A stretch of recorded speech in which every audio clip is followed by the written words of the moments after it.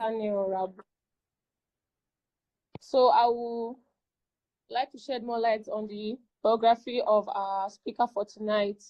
He's a doctor of veterinary medicine from Joseph Sarwan Taraka University, formerly University of Agriculture, Makurdi, where he graduated with a cumulative GPA of 4.95 or 5.0, setting the record for the highest CGPA ever recorded since inception of the university. So as a result of his academic achievements, he was retained as an assistant research fellow and assistant lecturer in the Department of Veterinary Microbiology. In this role, he teaches undergraduate courses in microbiology and immunology, and is also a part of a team that is conducting research focused on epidemiology of significant animal viruses in Benue State, Nigeria, and each NAB1 vaccines induce humoral immunity dynamic for early chick lives. He has also pursued bioinformatics training through internship and specialized program, gaining competence in transcriptomics, phylogenetics, vaccine designs, and modeling humoral immune response to vaccine. And this complement of his diagnostic virology experience at the National Veterinary Research Institute, VOM, where he contributed to zoonotic viral disease surveillance project, employing classical and molecular virology techniques. And in addition to his academic and research role, is also the founder of Rabo Hepatitis B Initiative, RHBI Nigeria, a non-profitable organization dedicated to raising awareness about hepatitis B and providing free access to essential healthcare service, include testing, vaccination, and treatment, particularly in undeserved community in non-central Nigeria. Good evening once again, Dr. Nathaniel Rabo. Good evening, Adewumi. Thank you for the wonderful introduction. Very much, sir. Yes, sir. You have the floor now, sir.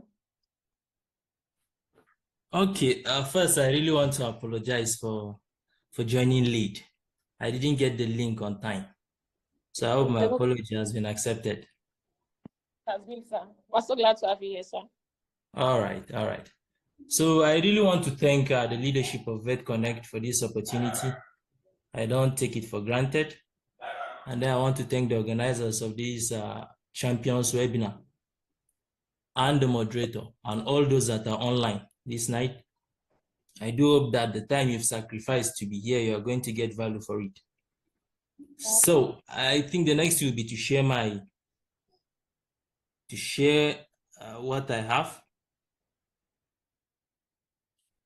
Okay, sir. Let me see. How do I go about sharing it? Okay, like do you need to give me permission to share? No, I don't. I don't. So just go ahead and try to share. I'll make you the co-host, so that way it will be easy for you to share. Okay. So just click on the share button. Share option. Okay, I can see that. All right.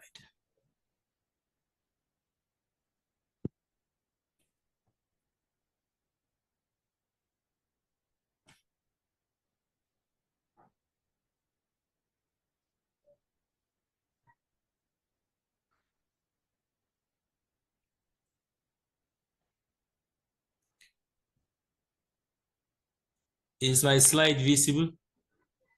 Not yet, sir. It's still processing.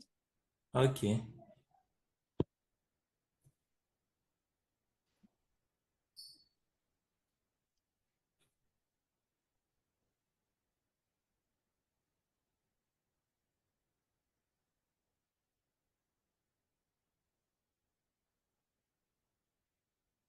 What of now? Not yet, sir.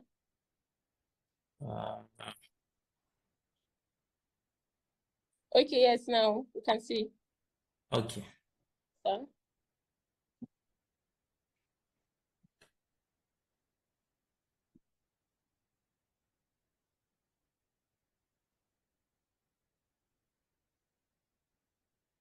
Why is it not moving now?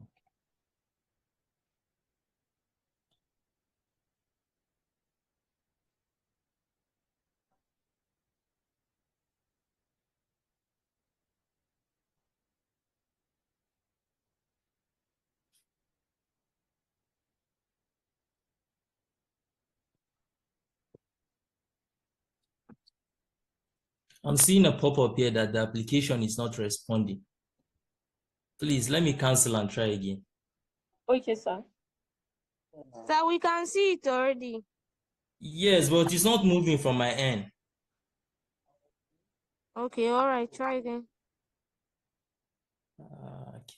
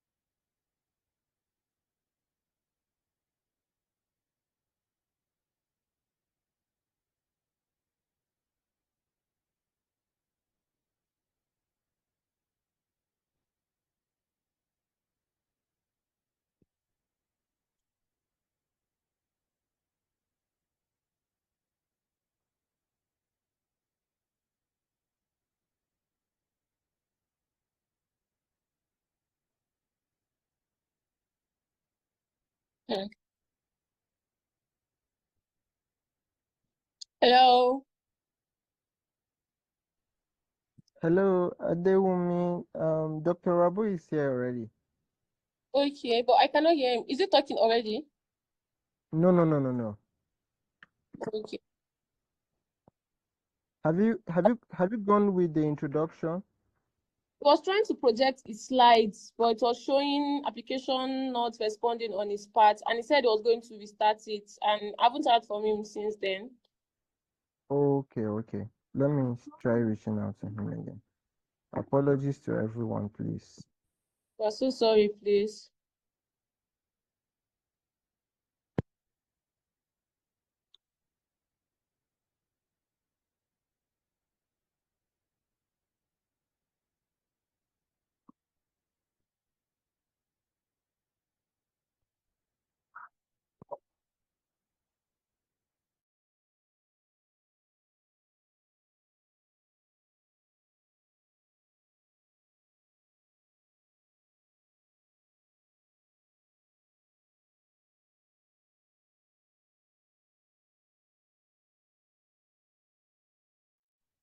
Okay, let me try again.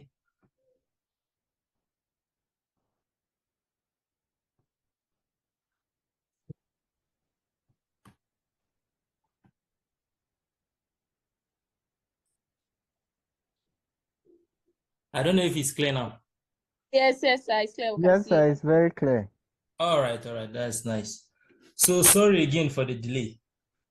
Okay, the topic that we'll be speaking about today is thriving in a rigorous curriculum, strategies for academic success.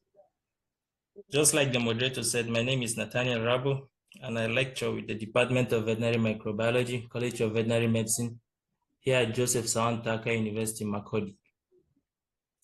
So just a warning, I'll be saying a lot of things that could actually be contrary to what you are used to hearing. So I really apologize ahead of time. Again, most of the things I'll be talking about today will strictly be based on my own experiences. So they could actually just be my own opinions. So, and that could actually clash with what you have in mind, which is actually the purpose of this interaction. Okay, sir. We are with you, sir. Okay. So why is it not moving again? Oh dear.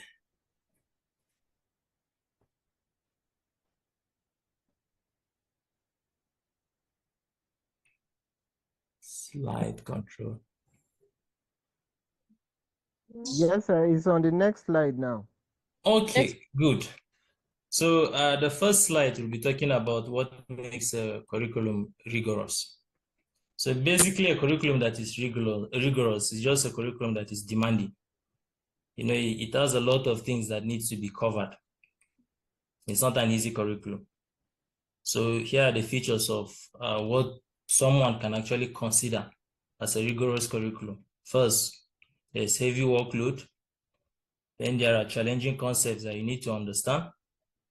And then there are many facts that you need to memorize. Then the average study hours is actually high. And sometimes the learning process is actually fast-paced. So you'll have a lot of materials that you need to cover within, let's say, 12 weeks. Now, is it that all courses are actually rigorous, or do all courses have a rigorous curriculum? And the answer to that is yes. All undergraduate courses or all undergraduate programs do have a rigorous curriculum. However, when you compare the programs together, you see that some are actually more rigorous than others. The underlying information here is that effort is needed in order to properly navigate a rigorous curriculum.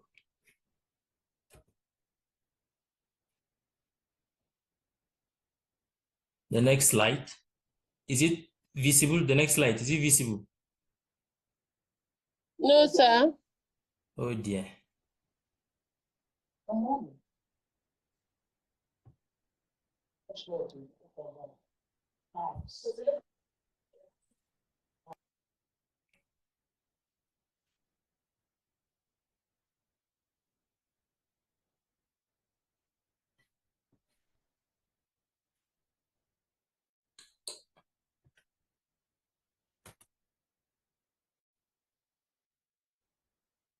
Okay. So the second slide, who defines academic success?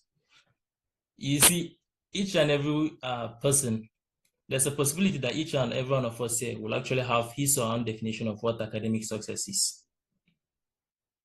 To some, they consider that as just barely passing all their courses. So in as much as they get the cutoff marks, they get the 40 or the 50 in all the courses, they are what? They are contented. So that's their definition of academic success. To others, they want to ace all their courses. That's get A's in all their courses. Or if they can't do that, at least in 50% of their courses, they should achieve an A grade and then pass the others. So that's their own definition. To others, they want to understand the concept, they want to know the facts, alongside just what? Passing all the courses, barely.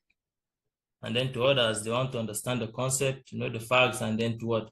To get exceptional grades. So it boils down to your definition of academic success, because I've actually seen people that are not actually interested in getting A's. They will even say it out, that they're just interested in what? In passing.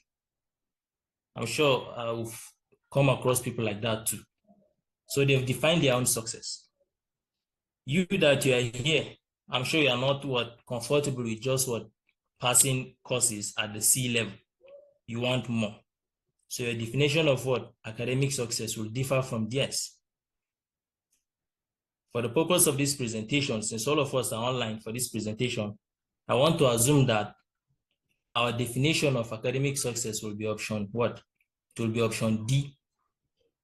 In each course we take, we'll want to understand the concept, to know the facts, and then to achieve as much A's as possible.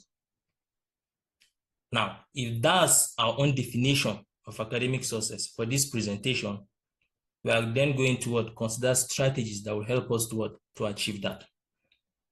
And permit me, because most of the strategies I'll be talking about here are actually from my own experience. So these are things that have worked for me, and I'll be throwing them out there. And I really challenge each and every one of us, when you go back, try exactly what I'm telling you, and then see whether it will work or not.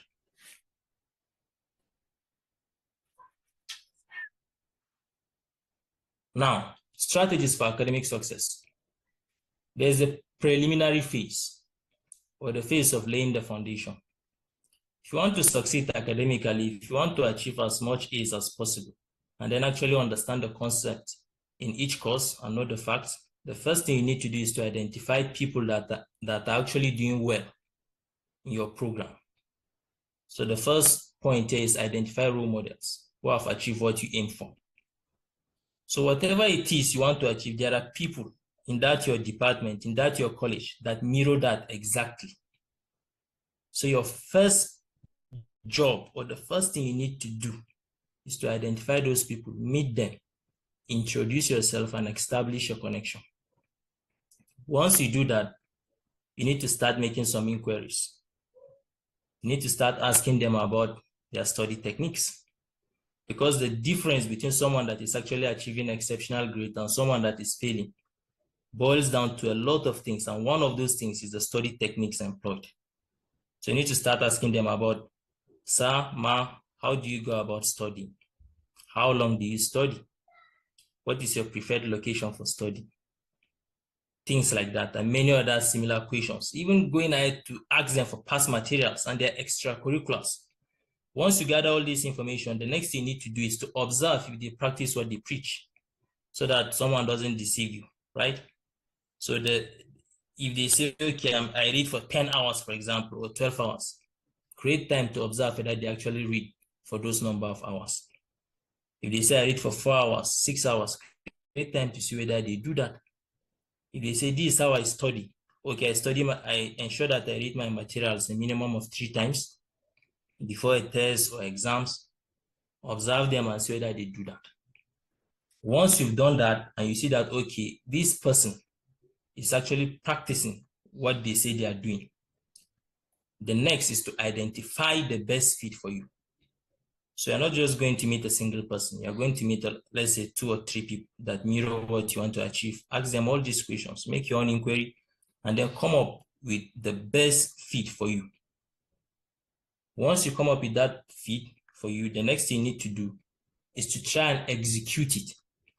And that's the most challenging phase of it. It's not just the inquiry, the preliminary phase. It's the execution phase. Because it's not like, okay, once you go and learn this and that from this person, you can just go and easily implement it. There are a lot of things that will actually stand in your way of implementing what you've learned. One of such is procrastination. So in the implementation phase or in the execution phase, the common challenges you can face is procrastination. Now, the reality is that each and every one of us procrastinate. Let nobody lie to you that, okay, I don't procrastinate at all. No. The difference is that high-achieving students, they don't procrastinate in the real sense of the word. They just reschedule, right? While students that are actually not performing well, they actually procrastinate. So they keep for tomorrow what they can do today. When tomorrow comes, they'll still push it to the next day. Next tomorrow, they'll still push it. At the end of the day, they end up not doing it.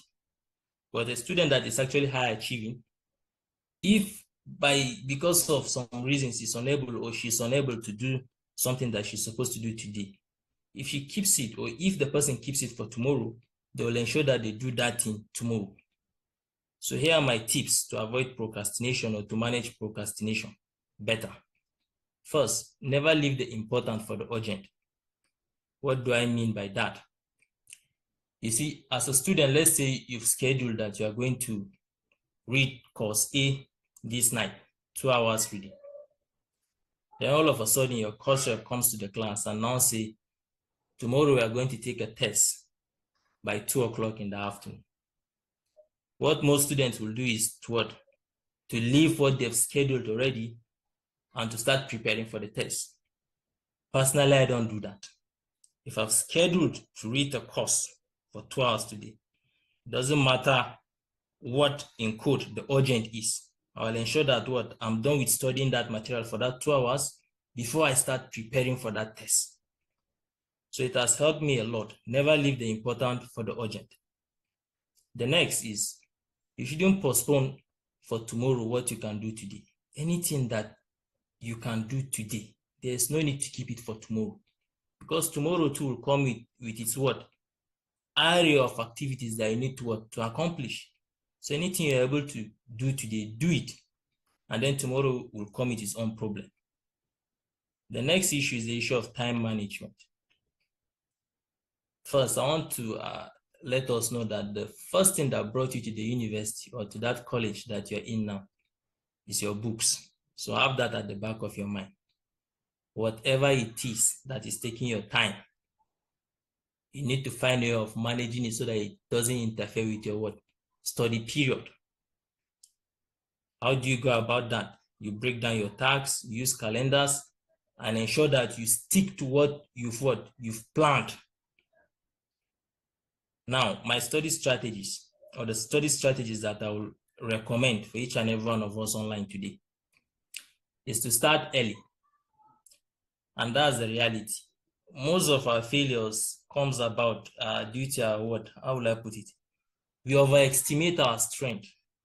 You know that you're not a fast learner, but you won't start studying early. You'll wait till tests have been announced before you go and start getting the materials and trying to crash read. You will fail, and that's the reality. If you know that you're a slow learner, the best thing, even if you're a fast learner, the best thing you need to do is to start early. The advantage of starting early, oh God, who is this? Sorry for that, please. The advantage of starting early is that it allows you to read your material a couple of times. I don't know if you guys are following me.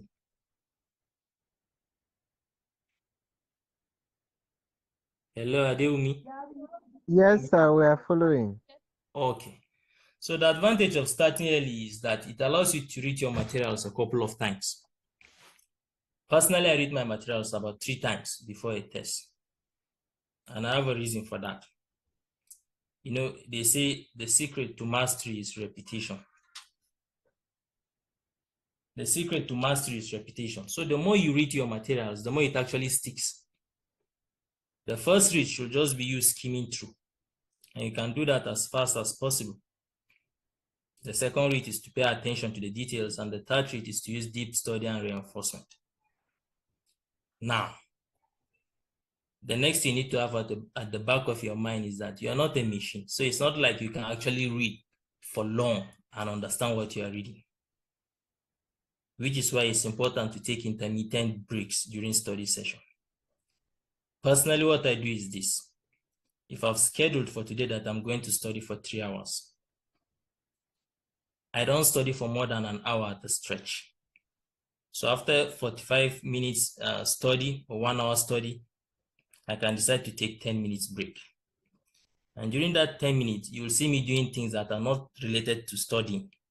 I could decide to be maybe play games on my phone or go and be chatting with a friend within that 10 minutes. Once the break is over, I come back and I study for another hour. Take another break. Once that is over, come back and I study for another hour. Take another break. So that's how I study. And it's something that I would recommend to each and every one of us online today. Don't go and sit down in a class and be saying you are going to read for 3 hours straight. You are not going to understand anything. The way our brain is designed is maximum, how will I put it, maximum, our ability to absorb maximum is actually for 45 minutes, 45 minutes to an hour. After that, your brains becomes foggy. So the best way to actually study is to break it, have study sessions. An hour, you take a break, come back, you continue, you take a break, you come back, you continue, you take a break. The next you need to have at the back of your mind is the issue of anchoring. Anchoring is really important if you really want to achieve exceptional grades. And what does anchoring mean? It simply means attributing what you are reading to, let's say, life experiences or study locations. What I've observed, even with my seniors then in college, high-performing students, they don't read in one place at all. So you'll never see them sit down in one place and studying for 4 hours. They don't do that. So you see them, they'll sit down in a class, study for, let's say, 2 hours, taking the normal break in between. After, they will change class, go to another class, and then study for another 2 hours. The reason for that is anchoring. If you do that properly, you'll be able to recall when asked in exams or tests the exact locations you were at when you were reading, let's say, this aspect of a material that was given to you. So next time when you're studying, don't go and sit down in one class and study for 5 hours. You're not helping yourself. Study, change location. The scenery will actually help you. Next is to try your best to anchor what you're studying to your life experiences. So let's say you're someone that has survived a disease before, maybe let's say tetanus, or you have somebody that has survived tetanus before, and you are being taught tetanus. You see, if I was in that situation, what I will do is that I will anchor what I'm studying to that life experience, so that anytime I'm being asked, once I remember that, oh, I have somebody that has survived this disease before, or I myself have survived this disease before, it's actually much easier for me to remember what I was reading about that disease. The next is the issue of study groups. Now, by study groups, I'm not saying you should just go and gather yourself with noisemakers in a group, and at the end of the day, people will not end up reading or studying. You'll just gist and then go home. No. What I'm saying is that before you even consider the issue of study groups, ensure that you've done your personal study. When I was an undergraduate, we used to have a study group. What we do is that each and every one of us will go and study on his or her own. Then we create time, let's say an hour or two, to come and discuss what we've studied. That way you're not coming there empty-handed. At least you've read something. You have something to contribute to the group discussion. And we even go to the extent of setting questions for ourselves after our personal study. So you'll see me setting tough questions for my friends, then too they're trying their best to set tough questions for me, so that when we come and we're discussing and we're asking each other the questions we've said, it gives us that satisfaction if you ask a colleague, let's say a question, and the person is unable to answer, and then you are able to explain that to the person. So that's how you should go about study groups. Not like you've not read the material, all of you in a group, then you come and sit down, someone will start reading the material out. I don't advise that at all. The next challenge you will encounter in trying to execute what you've learned from the preliminary phase is the issue of motivation. Yes, there are times whereby you are going to be tired. You are going to really feel like giving up. And there won't be anybody there to actually motivate you. So you have to find a way to self-motivate. The way you speak to yourself matters more than how anyone else speaks to you. So at least have something that serves as a motivation to you, be it a life experience or your personal objective of trying to be the best. Whatever it is, have something that anytime you're tired, you can just actually remember that thing, and then you'll be charged to move forward. The next key thing is identifying your strengths and weaknesses. You see, initially I said most of our failures is as a result of us overestimating ourselves. someone is well aware that I'm not the fast learner, or I need to at least study 3 times before getting good grades, yet that person will not start early. The person will have it at the back of his or her mind that somehow they are going to pass. So that's actually the main issue with failure. We overestimate our strength and we underestimate our weaknesses. Identify your strength. If you're a slow learner, you know that that's your weakness. So how do you manage that? You start early. Even during breaks, before the semester begins, you can actually get material from your seniors, go home and start reading them before the semester starts. Or once the semester starts, you can just start reading from the word go from the first day of the semester till the last. That way you are able to minimize your weakness. So that's one key thing that we need to have at the back of our mind too. The next challenge is balancing academics and life. Now, this is actually critical because if you don't balance academics and life properly, you can actually experience burnout. So you need to have extracurricular activities that you're involved in. The message here is that, remember, they're extra. So your extracurricular should not overshadow your studies. Don't be someone that can go and play football for 4 hours and then you cannot read for 2 hours. That's misplaced priority. So by extracurricular, if you're tired, you're stressed, have something that you can engage in to actually to get refreshed. So that's that for this slide. Now, the next is my personal approach, my study habits. So let's assume that I actually mirror what you want to achieve. It's an assumption. There are better options out there, but let's assume that I actually mirror what you want to achieve. Now, the preliminary phase. Personally, I study for 4 to 6 hours daily. This is excluding lecture periods. I don't know about other programs, but in vet school, lecture starts by 8, ends by 5. For some levels, 7 to 5. Regardless, it ends by 5. So this study hours that I'm talking to you about, the 4 to 6 hours, is actually anything after the lecture period. So how am I able to actually achieve that? How am I able to actually study for 4 to 6 hours daily? Here's how I'll go about it. If my lecture ends by 5 o'clock, you won't see me hanging around to be doing unnecessary G's. I rush home immediately. Once I get home, the next thing that's on my mind is to try my best to cook what I will eat. So let's say it will take me an hour, 30 minutes to cook. Within that hour, 30 minutes, it's not like I'll put the food on fire and then find one place and be gisting, or then go out into the compound and be gisting. I don't do that. If my food is on fire, one of the materials for that day is by my side. So at least I'm going to read it in the 1 hour, 30 minutes that I'm using for cooking. So let's say 1 hour. By the time I'm done with that, I can actually decide, okay, let me eat this food, or let me wait till after I've slept. So I then take the next 1 hour to rest. This thing that I'm talking to you about, this, let's say, okay, 5 to 6, 6:30. Then let's say by 7 to 8, I'm resting.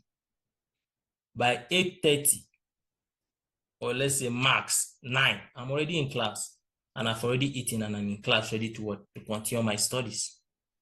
Once I'm in class, I apply the same study pattern that I spoke to you about. I study for 50 minutes to 1 hour and then I take breaks in between.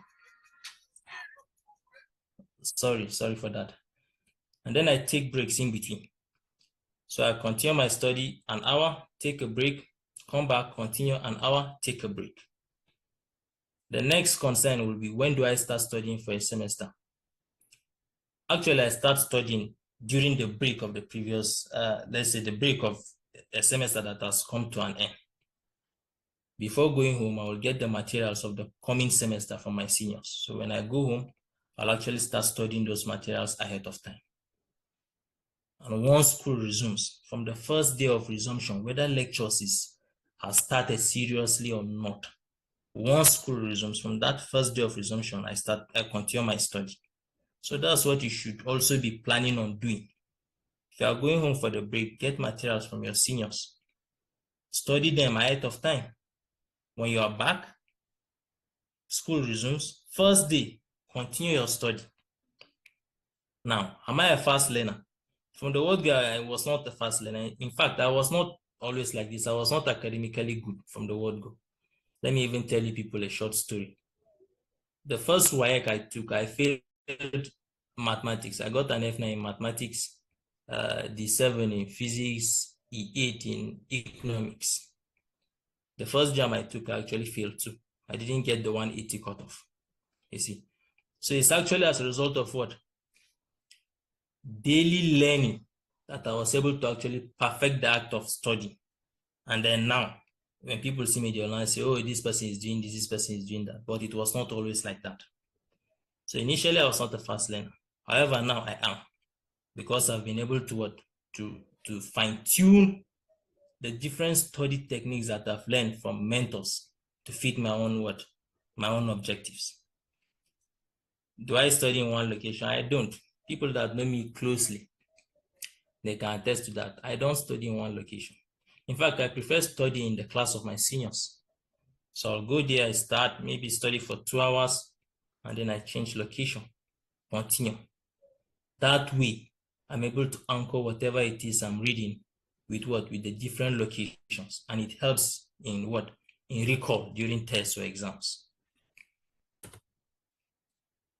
Now, how many times do I read a material before a CA or an exams? Ideally, it's thrice. I try my best to read my material like 3 times. And I told you guys the reason why.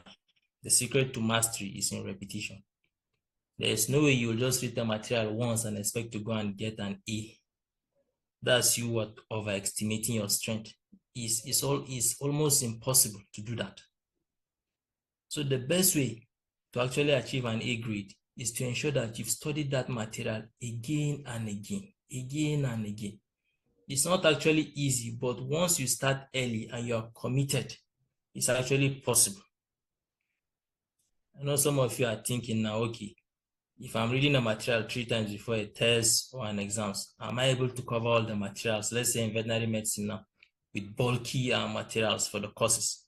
How am I able to cover all for all the lecturers and all the courses? The reality is that it's possible to actually cover if you start early and you avoid unnecessary distractions. You can actually cover. But there are situations where it's actually impossible to cover. So in that situation, you have to adopt another strategy. You have to read as fast as possible, and your objective will just be to have the general idea of the material, so that once someone asks you in tests or exams, you're able to at least say something. But the ideal is for you to study thrice before a test or an exam. And if you start early, it's actually feasible. Okay. So I think that's that about my study habits. My final thoughts are this. First, we need to accept that each and every course is difficult. Yes, the degree of difficulty varies, but each and every course is difficult.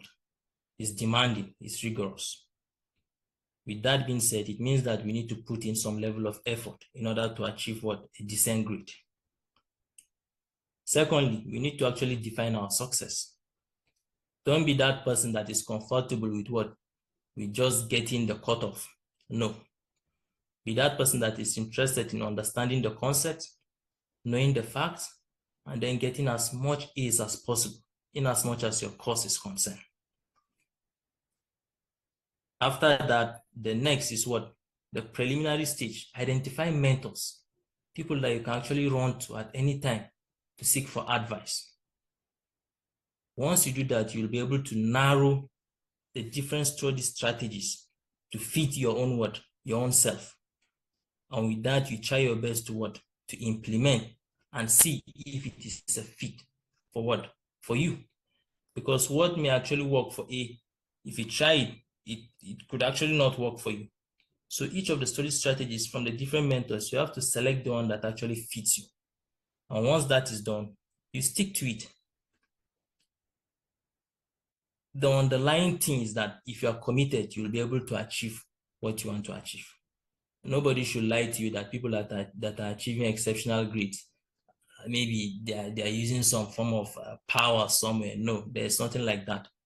All the people that I've known so far in life that did well academically are hardworking people. So you'll hear people saying things like, okay, this person is achieving this exceptional grades and the person doesn't read. There's nothing like that. The person reads. It's just you that maybe you've not seen that person study. Each and every person that is successful is actually hardworking. The next is for you to understand that there's what the world considers as academic success. So it's not enough that you are going about telling people that, you've understood this, I've understood that. No, in as much as you cannot prove it through your grades, when you go out there, you'll be compared with what the world considers as what? As academic success. So have that at the back of your mind. Overall, you need to stay proactive. You need to stay disciplined. And you need to adapt proven strategies for success. So I think this is the end of the presentation for today. Thank you for listening. I will take questions if there are any.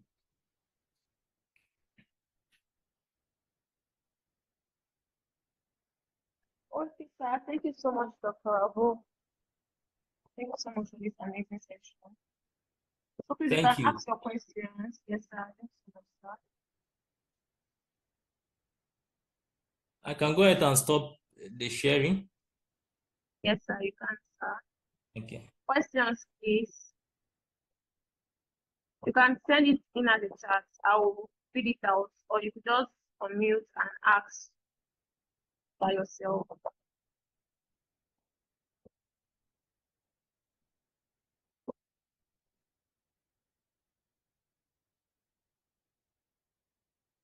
No questions.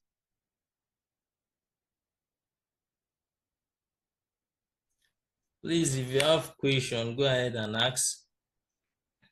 Hello, good evening. Good evening, sir. Thank you. My name is Sudan. Please go ahead, sir. I would like to ask, can you hear me? Yes, Hello? we can. Okay. We can All hear right. I you. would like to ask Dr. Rabo, how do you balance your performances in a situation where, say, for instance, in vet medicine, where there are 2 to 3 tests and one of your tests has been bad? How does that demoralize you? How do you settle the remaining and then you sustain your performances? Thank you. Okay, thank you for that wonderful question, Sudan. So yes, there are situations where you can actually fail a test. The advice I will give is not to let it discourage you. I've actually gotten 0 in tests before in vet college. So usually when that happens, I usually tell myself that there are others and I can actually make the marks through them. Your objective for each test should be to get 70% of the marks. If you have that objective from the word go, the effort you'll put it won't be just normal effort. You're going to read as much as possible to see that you achieve that 70%. And the advantage of passing tests in vet college is that once you do that, it's almost certain that you're going to pass the course, because both your tests and your exams, they are the same marks.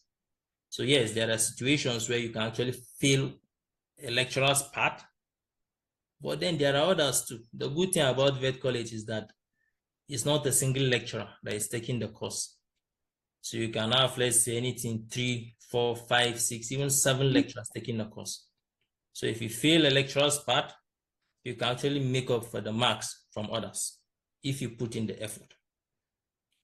So I don't know whether that has clarified your question. Yes, even though it leads me to another brief question too. Please go ahead. This was not obtainable to you, but maybe from the past experience you may be able to respond to.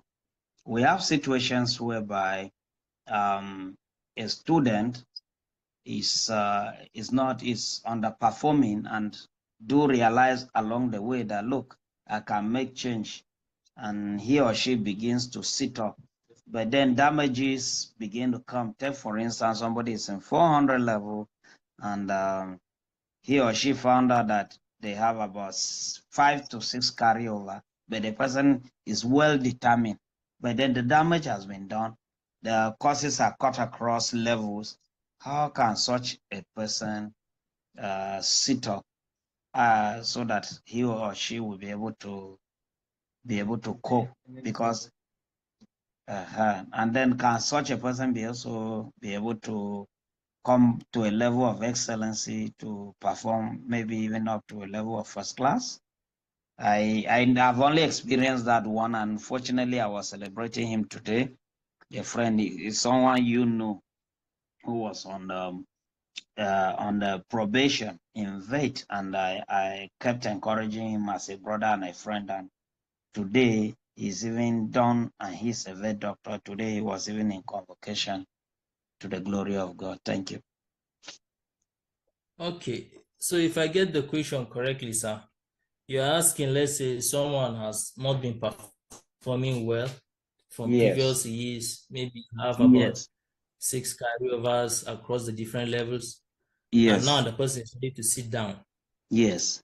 If it's feasible to actually bump his grades and CGPA or GPA up.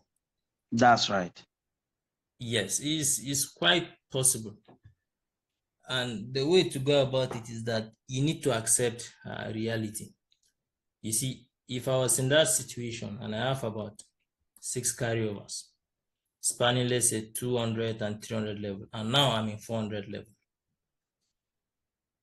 I'm not going to take any course in 400 level. That's the first thing I'll do. I'll just accept reality that, okay, I'm not going to go with my mates. If the courses are up to that 6, or I'll then say, okay, I can add 2 or 3 courses to the 6 courses, and then try to see how I'm going to pass all of them. The mistake that most people make is that they will want to carry all those 6 courses, add it to the entire courses in 400 level, and at the end of the day, they will end up failing because the workload is going to be what? Too much. So the first thing is to accept reality. Yes, failure is part of life. We all have failed along our onward career. So accept reality that, okay, this is what I'm inside now. How do I go about it? Drop as many courses as possible. Pick few from your current level and then add to the ones you have. Be realistic about it. I had a colleague that was in that situation too. He was not actually a classmate. He was a 2-year senior, but he had a lot of carryover. So he intentionally forgo the issue of I must graduate with my mates and focused on passing as few courses as possible per academic session. And that helped him. Now he's also a vet. So that's what I want to tell each and every one of us that's in that situation. Be realistic. Don't go and overburden yourself with courses that at the end of the day you'll end up failing more. Drop courses, add a few, and then put in the effort, and you will pass. So I don't know if that was helpful, sir. Yes, it's well. Thank you, sir. Thank you you. for your response, sir. Okay, I also have a question on my own end. Okay. Okay, sir. So I would like to ask, you mentioned earlier on that if you schedule to read a different course, and even if they fix a test for a different course the following day, you still read the same course you had in mind today. Yes.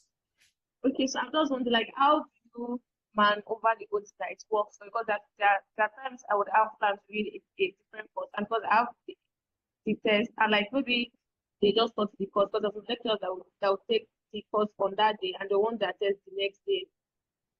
Yes. So I'm wondering, like, how do you balance it? Okay. You see, initially I said that it is in my nature to not leave the important for the urgent. How I'm able to go about that is this. Let's say I've scheduled that I'm going to study a course for 2 hours this night. All of a sudden, the course rep comes and says, okay, there's a test we are expecting a shotgun test the next day. Now, I'm not the type to actually go about dropping what I'm studying and start studying for this. No. Instead of doing that, I'll prefer to go over the first material as fast as possible. So that can actually serve as my what? My first reading of that material. So I'll skim through it as fast as possible. Once I'm done with that and I've achieved that objective, then I'll then focus on what I have maybe tomorrow, the course that I'm expecting the test for tomorrow. So that's how I go about it. It's not like, okay, even if they announce the test, I'm not going to study for it. No, I'll still study for it, but studying for it will not stop me from actually going ahead with what I initially planned. So I don't know if that's helpful, Adewumi. Yes, sir. Thank you. Okay. All right. So please, any more questions? Someone is raising his hand. Yusuf Oshi. Okay. Please, you can ask. Okay. Good evening. Good evening, sir. Good evening, everybody. Good evening, Kosrep. Yes, sir. I have a question. My question is, sir, maybe during your undergraduate, I don't know whether you face any emotional challenge, like maybe your girlfriend or somebody died, or any emotional challenge that we maybe have a car over or anything. Maybe if there is, or if you face anyone, and if how can someone go about it, as in the emotional challenges and Okay, to cope about it. Thank you, sir. that's a great question. Now, yes, Kosrep, I've faced a lot of emotional challenges, though not related to girlfriend per se. But in my second year in college, I lost my father. In fact, the drop in my CGPA happened in my second year because of that. At the point, I was not interested in studying again. So I remember it was one of my classmates that would be encouraging me that if I don't study, I'm going to I'm going to drop significantly. At the point, what helped me was to actually accept the fact that what has happened, and I cannot change it no matter what I do. So the best thing for me to do at that point was to actually use that emotional challenge, as you call it, as a source of motivation. So yeah, that's what I can say about that. I've experienced it and I've found a way of using it as a source of motivation. So I don't know if that's helpful, Kosrep. Yes, sir. Thank you. Okay, if you have more questions, you can ask. So.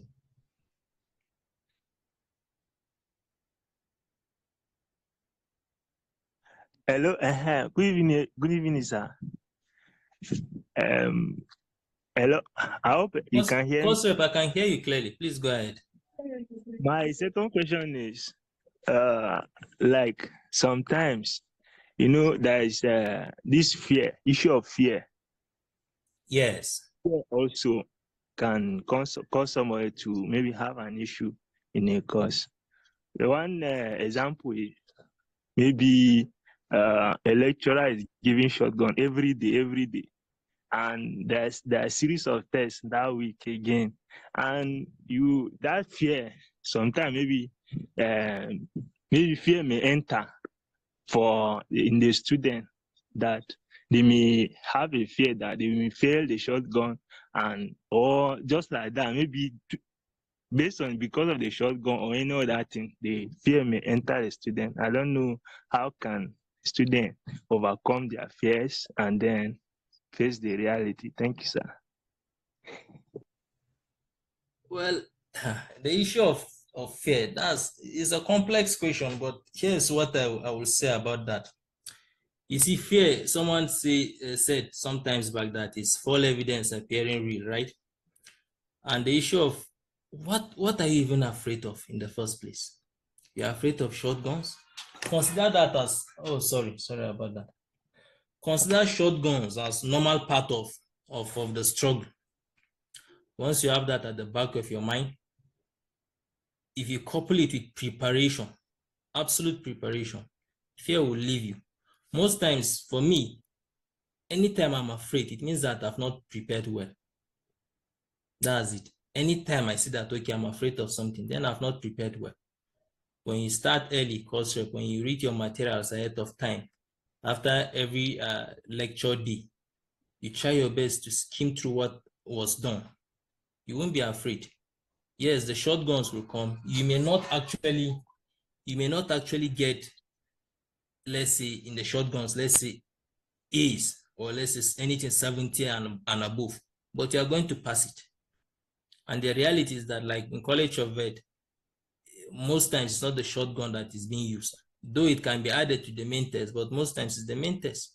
The shotguns are just a way of preparing you for the main test. So once you have that at the back of your mind, I don't think you should be afraid of anything.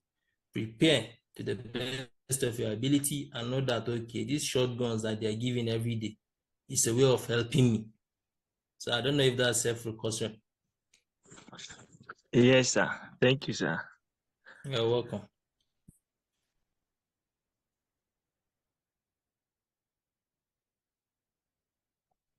Any other questions, please?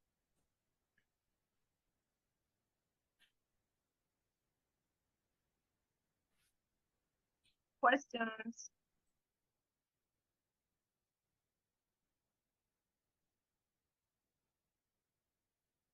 Okay then. So in absence of any other question, I believe we can round up the session for tonight. Thank you so much, Dr. Abu. I personally, on my own, I've learned a lot, and I'm looking forward to implementing all of it. Thank you very much. You're welcome. Thank you, each and every one of you, for availing your time to be here. Thank you so much for gracing the project. I do hope that you've got some value, and please take it as a challenge. Try implementing what I've advised you to implement, and if it's not working, you can always reach out to me personally. Thank you so much, Dr. Rabo, for the wonderful session. Thank you, Adewumi, for the wonderful moderation. Thank you, everyone, for joining tonight.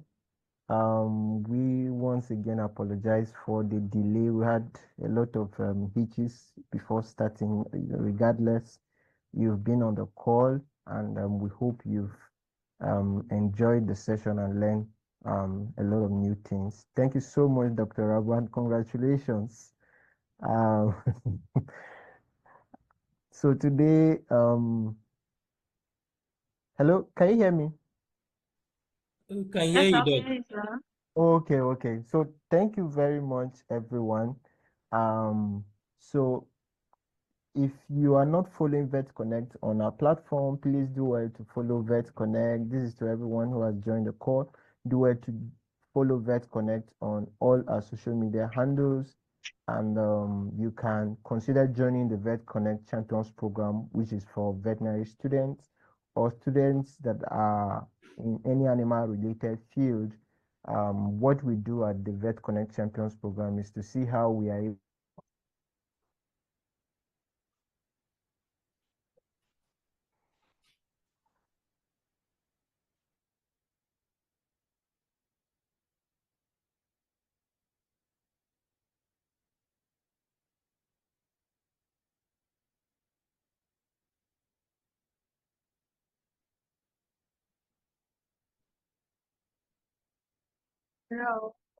able to capacity towards improving animal health. It's very, very important. So once again, thank you so much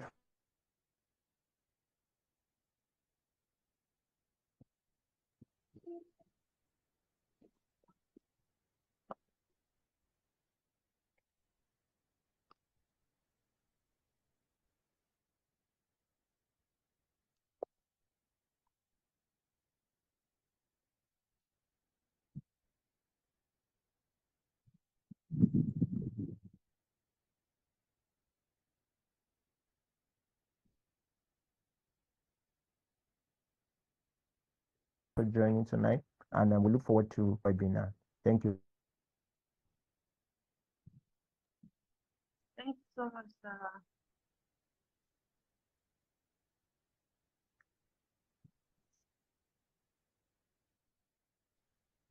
Okay, so in absence of any other thing, I think we can end the meeting now. So thank you, everyone, and do have a wonderful evening.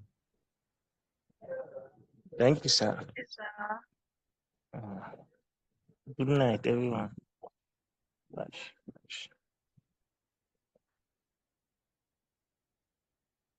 Wait. Go wash first. We shall share the slide in the Vet Connect community group in due course. Thank you. Okay, sir.